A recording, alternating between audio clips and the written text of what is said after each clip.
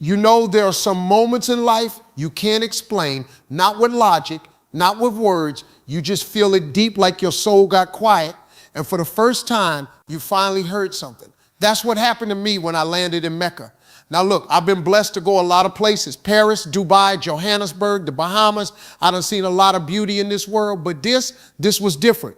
When I stepped out that bus and saw the Kaaba for the first time, man, listen to me, I froze. Thousands of people moving in perfect circles, whispering prayers in 100 different languages. No one shouting, no one pushing, no one fighting. Just hearts all turned in the same direction. And right there in the middle of it, that black cube, simple, quiet, and yet you could feel it, like the air around it was alive. I remember my guide saying, "Brother Steve, take your time. Don't rush your first sight." And boy, I couldn't rush if I tried. My knees got weak, my chest got tight. I felt tears coming before I even knew why. And I thought to myself, man, what is this feeling? It wasn't fear, it wasn't pride, it was something else, something I'd never felt. Peace mixed with awe, humility wrapped in love. See, when you've lived a long life, had fame, success, laughter, pain, you start thinking you've seen it all. You think ain't nothing left on this earth that can shake me. But then you stand in front of that Kaaba and it hits you, you've been missing something real your whole life. I saw people crying. I saw people smiling through tears. Old men leaning on canes, little kids running around. Women whispering prayers with hands raised to the sky. And I realized everybody there, no matter who they were or where they came from, was saying the same thing. Here I am, oh Allah, here I am. And that line, it broke me, because for the first time I understood this wasn't about religion as a label. This was about surrender, real surrender. Now let me be real with y'all. Before this trip, I didn't even plan to go. I had folks telling me, "Steve, that's a Muslim thing. You don't need to go there. Why would you travel halfway across the world to walk in circles?" But something in my heart just kept whispering, "Go." I didn't understand it, but I listened. And now I know that whisper wasn't for me. When I walked into that mosque, the Grand Mosque, and I saw millions of people moving together like waves in an ocean, that's when it clicked. This is unity.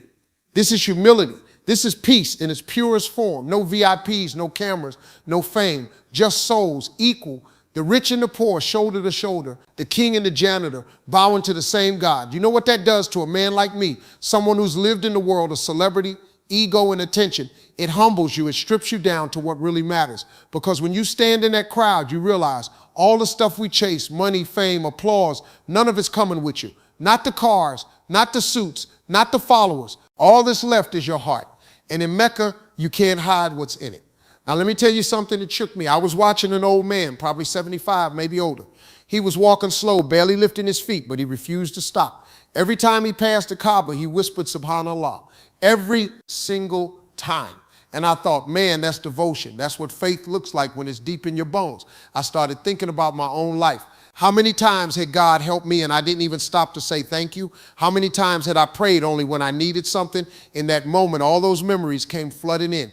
The near misses, the second chances, the closed doors that turned out to be blessings. And I realized God had been looking out for me my whole life. And now for the first time, I was standing in his house. Man, that'll mess you up in the best way possible. And that was just Mecca. I hadn't even reached Medina yet. Because when you step foot in Medina, that's a whole different kind of peace. That's the city of the Prophet Muhammad. And let me tell you, you feel his presence in that air. But I'll get to that in a bit. Because what Mecca did was break me down so Medina could build me back up. You know how sometimes you can hear peace before you even feel it? Like before you even step out the car, you just know the place you're about to walk into. Ain't like anywhere else you've been. That's what Medina was for me. After Mecca, I didn't think nothing could top that. I mean, how do you beat standing before the Kaaba? How do you beat watching millions of people pray in perfect harmony under one sky? But man, when that bus rolled into Medina, and I looked out the window, I swear to you, it felt like the whole city was breathing peace. There was no rush, no noise, no chaos, just this stillness. Like God had placed a calm right over that land and said, "Here, rest." And as we got closer to the Prophet's mosque, my guide turned to me and said, "Brother Steve, when you enter Medina, you enter a place that even angels guard. So whatever you're carrying, pain, pride, worry, leave it outside." And that hit me, man, because I realized I've been carrying a lot. Success is heavy. Failure is heavy too. And the older you get, the heavier that bag gets. You got regrets, missed chances, guilt, all of it. But when I stepped into that mosque, I felt lighter, like somebody just took half the weight off my soul. Now let me tell y'all, that mosque is something else. You walk in and it's like the air itself is different. Cool, calm, and filled with the scent of prayer. People sitting on the floor reading Quran. Brothers greeting each other with smiles that don't need words. And in the center of it all, peace. A peace so thick you could feel it sitting on your skin. My guide took me to the area they call Rauda, the place between the Prophet Muhammad's home and his pulpit. They say it's one of the gardens of paradise. And let me tell you, you feel that truth before anybody even says it. When I walked in, I couldn't even talk. For a man who makes his living with words, that's saying something. I just stood there, hands trembling, heart pounding, eyes stinging. I whispered, "Peace be upon you, O messenger of God." And man, I broke. I don't know what it was. Maybe the years of hearing about him. Maybe all them Muslims I'd met who spoke his name with such love. Maybe just standing there realizing this man changed the course of human history. Not with weapons, not with money, but with mercy. But I started crying, not out of sadness, out of gratitude. Because in that moment, I felt like I understood something for the first time in my life. The reason Muslims love him so much, it's not worship, it's respect, it's love for a man who showed the world how to love God and love people right. And I'll be honest with you, I thought about Jesus too, because I realized both these men, Jesus and Muhammad, they lived to teach humanity how to serve, how to forgive, how to rise above hate. They weren't competitors, they were brothers. And that realization, it blew my mind. After praying, I sat outside the mosque for a while, just watching people. There was this little boy, couldn't have been more than 6, holding his daddy's hand. They were both dressed in white. The boy looked up and said, "Baba, can we go greet the prophet again?" And the father smiled and said, "Of course, my son." And I smiled through my tears, because that's love being passed from one generation to the next. That's faith being taught, not with fear, but with joy. It got me thinking. I spent my whole life teaching folks how to laugh, how to hustle, how to dream, but maybe I ain't taught enough about peace, because peace ain't something you buy. It's not a vacation spot or a new car. It's a state of the soul. And in Medina, I found out what that really means. Now, let me tell y'all this funny thing that happened too. I'm sitting on the marble floor outside the mosque, just taking it all in. And this old brother comes up to me, could barely speak English, and he hands me a date, just one date.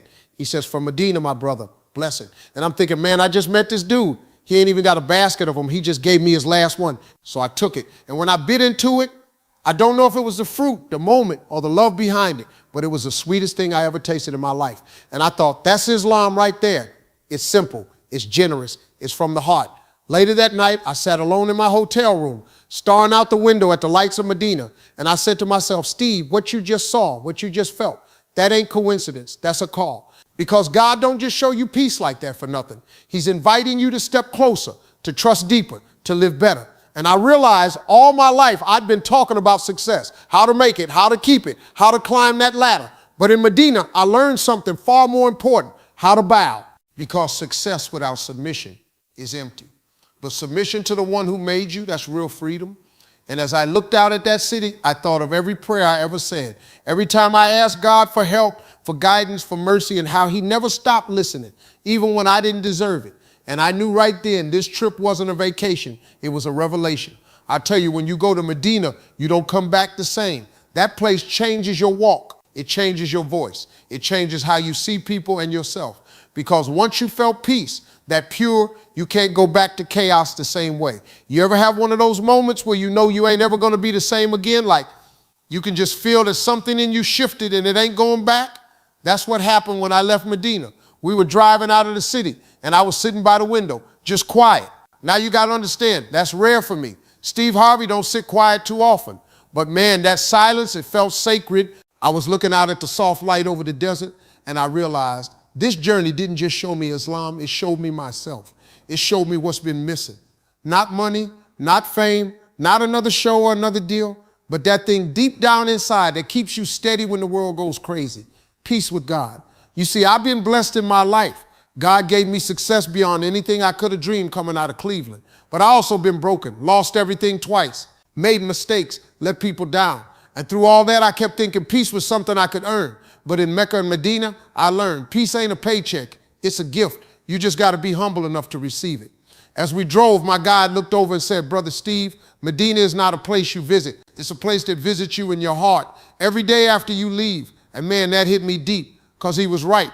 Even now, sitting halfway across the world, I still feel that calm, that sense of purpose, that reminder to slow down, to be grateful, to remember who's in control. Let me tell y'all something, I ain't ashamed to say it. I cried again on that bus. I wasn't crying because I was sad. I was crying because I was full of peace, full of gratitude, full of this feeling like I finally understood what faith is supposed to feel like. When I got back home, people started asking me, Steve, what did you see over there? What did you find? And I told them I didn't go there to find something new. I went there to remember something old. Because every soul, no matter where you're from, no matter what religion you belong to, you got that voice inside you whispering the same truth. There's one God, love him, serve him, and love his people. That's the message I saw in Islam. That's the message I seen in Christianity. And that's the message the world done forgot. Now listen, I ain't sitting here saying I'm perfect or I got it all figured out, but I'll tell you this. When you walk through Medina, you feel like you're walking in a man's footsteps who did. The Prophet Muhammad, he lived a life of mercy, patience, and strength. And I realized if I could carry even 1% of that spirit into my life, I'd be a better man. I remember standing at the airport before flying home, looking back one last time, and I said a prayer. I said, Lord, thank you for showing me peace. Thank you for showing me humility. And thank you for reminding me that all greatness starts with gratitude. You see, what I learned out there, it ain't about being Muslim or Christian or any label we put on ourselves. It's about living with heart. It's about serving the one who made you. And it's about treating his creation, every last one of them, with love and respect. Because at the end of the day, when you stand before God, he ain't going to ask how many followers you had or what brand of religion you wore. He going to ask, did you love? Did you serve? Did you remember me? And man, that's what Medina taught me. It taught me that real peace don't come from success, don't come from applause, don't come from control. It comes from surrender, from saying, God, you got this and I trust you with it. So if you ask me today what changed, I'd say this. I came back home with less fear, less pride, and more faith because now I know you don't need the whole world to love you. You just need peace with the one who made it. And maybe that's what the whole journey was about. Not just seeing holy places, but letting holiness touch you. Because once it does, you can't go back to being the same. Man, if you told me years ago I'd be sitting here talking about Medina, tears in my eyes, heart at peace, I'd have laughed you off the stage. But God got a way of taking you where you never planned to go so he can show you what you were always meant to see. So wherever you are in your life right now, pause, take a breath. And remember, peace ain't out there somewhere. It's waiting right inside you. The moment you stop fighting God and start walking with him,